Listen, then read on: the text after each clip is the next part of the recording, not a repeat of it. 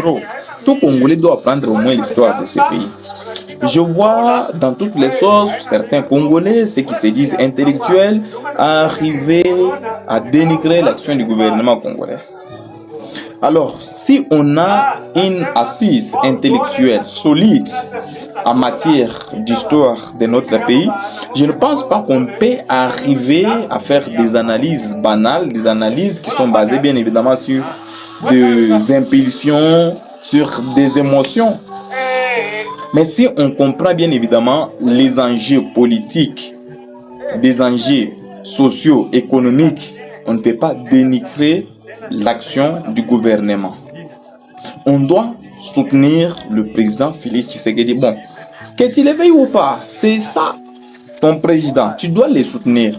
Moi, je ne vois pas l'intérêt de boycotter l'action du gouvernement pour aller au Rwanda. Soit tu vis ici, soit tu pars ailleurs. Eh bien, c'est bien simple. Mais ce que moi, je suis venu faire ici, rappeler la guerre nous imposée par les Rwandais n'est pas la guerre menée contre la personne de Félix Tshisekedi Tshilombo. Et cette guerre n'est pas, comme certains de nous prétendent le dire, une guerre congolo-congolaise. Ah non, ce n'est pas cette guerre-là. Mais en fait, c'est une guerre contre la RDC.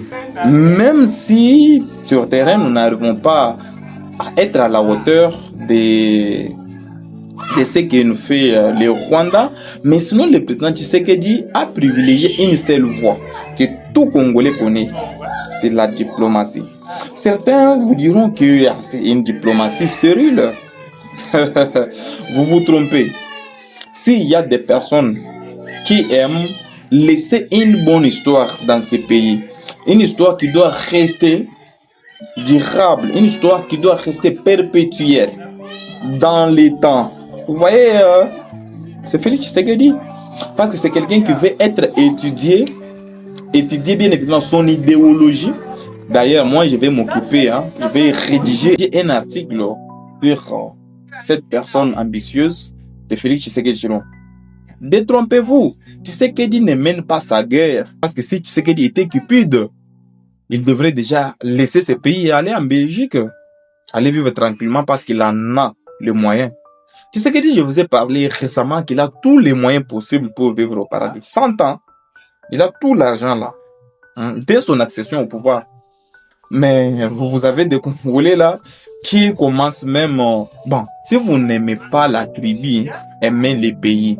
Nous autres, on a accepté que certaines tribus nous dirigent.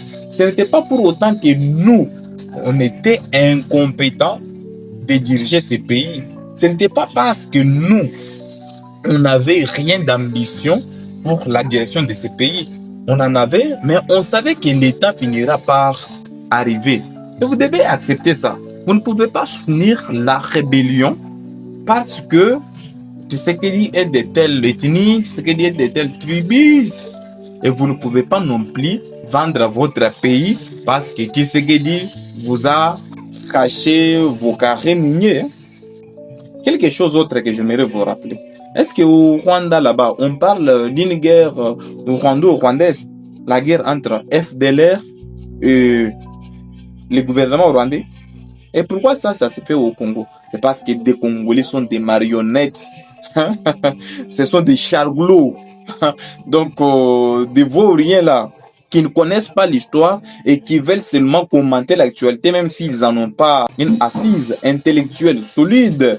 Ou, parlons d'une manière un peu plus large, une petite boîte, j'ai dit, même une petite boîte à outils intellectuels, justement pour comprendre des enjeux politico-administratifs, des enjeux sociaux et économiques.